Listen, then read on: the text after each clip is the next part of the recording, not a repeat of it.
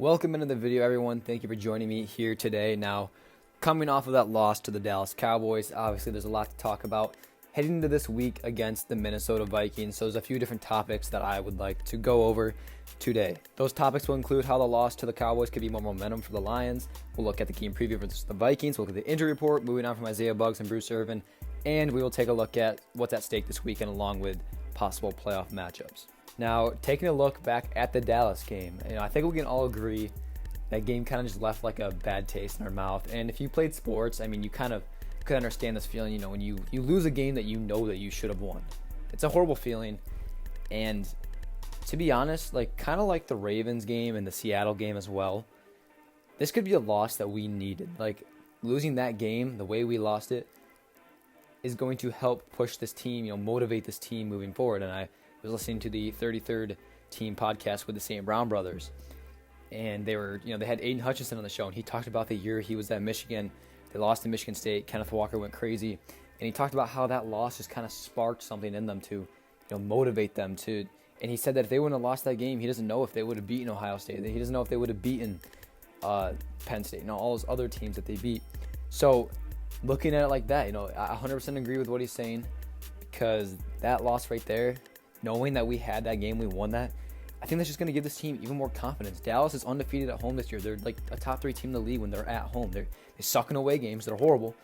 But when they're at home, they are a very, very good team. So when you look at it like that, man, it does make you feel a little bit better, because even like the Ravens game, a wake-up call. The Seattle game, another wake-up call. This game could be that wake-up call that, it doesn't matter. It's going to be us versus everybody. It always will be. It's going to be Detroit versus everybody. That's our motto. But I really do think that this loss, the way we lost it, it's going to help motivate this team moving into the playoffs. We're one game away from the playoffs. We all know we got robbed. We all know we beat Dallas, and we might end up seeing them in the divisional round again. So if we want to prove it, we got to go into Dallas and beat them. So we'll see what happens moving forward. But I think that loss could help us. Like I said, it could motivate this team. It could be exactly what we needed. I guess only time will tell. But we won that game, let's be honest. Looking at the game preview versus the Minnesota Vikings, a few different things to look at. I'm going to talk about, it sounds like all the starters are going to be playing, which I agree with, because, there's still something to play for. The 2 seed's still on the line, and it's all going to come down to whether or not we can stop Nick Mullins, who I'm guessing is going to be the starting QB, from throwing over 400 yards again, because that was pretty ridiculous last time. Are we going to be able to stop the Minnesota receivers? Are we going to be able to stop Jordan Addison and Justin Jefferson? Because we couldn't really do that last time. So I'm a little worried, but at the same time, I'm not that worried. So let's go through my 3 keys to success. Number 1 is just always going to be winning the turnover battle. I think that is just one of the most important things that you can do to win a game. And moving into number 2, containing the Minnesota Vikings wide receivers. We didn't do this last game. We can do it this game. If we get a big game from our secondary and we get pressure on Mullins, not allow him to throw big, good passes, we can beat him. And finally, the offense moving the ball downfield, not slowing on drives. We need to do that moving forward into the playoffs as well. Looking at the injury report for Thursday's practice, Jameson Williams dealing with an ankle and illness, I guess, as well. But he might not play this weekend. He's day-to-day with the ankle injury, so he might not. I think he'd be able to, but he did have a touchdown last time he played Minnesota, so it would be nice to see him. Graham Glasgow did not practice with rest. Benito Jones, illness, did not practice. I'm sure he's fine. Brock Wright still dealing with the hip, and then Frank Ragnow, knee, back, toe, and rest. He did not practice, but I'm sure he's going to be fine. They're just giving him some rest. James Houston, nice to see you back. Ankle, limited practice. Sam Laporta, ankle, limited practice. Only McNeil, knee, limited practice. Nice to see him back, though.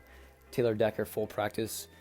C.J. Gardner-Johnson, nice to see him back as well, full practice. And then Cam Sutton, who had a really bad game this last week, coming back, and it's good to see him back in full practice. So I expect to see basically all the starters play. Probably give a few guys some rest a little bit, but I do think that we'll see some C.J. Gardner-Johnson and Lee McNeil back in the lineup, so that'll be sweet. Bruce Irvin and Isaiah Buggs have been waived from the roster. Now, how do I feel about this? I was a little bit confused. James Houston, I get he's coming back. They got to clear up a roster spot, but at the same time, he's not going to be back this week, I don't think. So why bring him? I wish we would have kept Bruce for one more week. It was nice to have him. He did some stuff against New Orleans. But I don't know. I get it. We got to clear up some space. Isaiah Buggs, being our second best interior lineman, I didn't get this move at all. Benito Jones is solid. I love him. He's more of like our third guy. And then you have Broderick Martin, who's played like 7 snaps all year. So I don't know. I didn't really get this. I thought we should have kept him for more depth, but I felt we could have cleared up some other space somewhere else. But I guess we got to clear up room, so I understand. Looking at what's at stake this weekend. So right now, all that's on the line for us is the 2 seed. 1 seed's gone. 49ers have claimed that. So we could get the 2 seed and end up playing either there'd be actually a few different teams we could play. But as of right now, we're playing for the 2 seed. In order for that to happen, we'd have to have Dallas lose and we win. And that's not likely to happen because they play the Commanders. But it could. Never know. But more than likely, we'll probably end up with the 3 seed. But we could end up playing the Los Angeles Rams or the Green Bay Packers in the NFL playoffs with our 3 seed. Those are the only 2 teams that we could play. And the Packers would have to win and the Rams would have to lose in order for us to play the Packers. Rams would just have to win. Seattle, New Orleans, and Tampa are all teams we could play if we were the 2 seed. So if we were able to get the 2 seed, we could play any of those teams as well, including the Rams and Packers, obviously. So who would I rather play? Probably the Packers. I think, that game on Thanksgiving was just, we were missing a bunch of O-linemen. Goff couldn't move the ball. We turned the ball over. Play them again, we're going to win. But that's all I got in today's video, guys. Appreciate you guys watching and listening. Make sure to subscribe. And also make sure you follow my Instagram, motorcitysports.313, and listen to my podcast, Motor City Sportscast, on Spotify. I'll be back next week. We'll talk about the Vikings game and some other stuff heading into the playoffs. I'm excited.